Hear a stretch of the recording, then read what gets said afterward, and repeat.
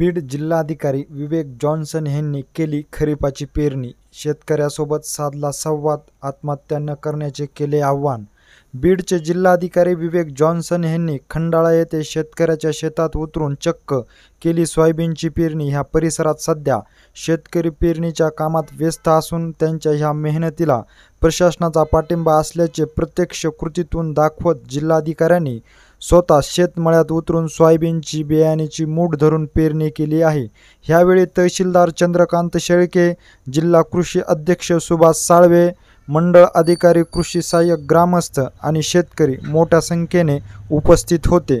जिल्ह्यात शेतकऱ्यांच्या वाढत्या आत्महत्या लक्षात घेता जिल्हा प्रशासन हे शेतकऱ्याच्या पाठीशी असून शेतकऱ्यांनी मृत्यूला कवटाळण्यापेक्षा आपल्या अडीअडचणी ह्या प्रशासनातील अधिकाऱ्याशी बोलून व्यक्त करा। जिल्हा प्रशासन हे आपल्यासाठीच आहे ही भावना त्यांच्यात रुजवावी, यासाठी जिल्हाधिकाऱ्यांनी शेतकऱ्याशी संवाद साधून शेती संदर्भात अडीअडचणी जाणून घेतल्या। दरम्यान शासनाच्या विविध योजनेची माहिती देऊन कृषी विभागाच्या वतीने योग्य बियाणे, खताचा पुरवठा व सल्ला वेळेत मिळावा यासाठी सूचना देखील देण्यात आल्या।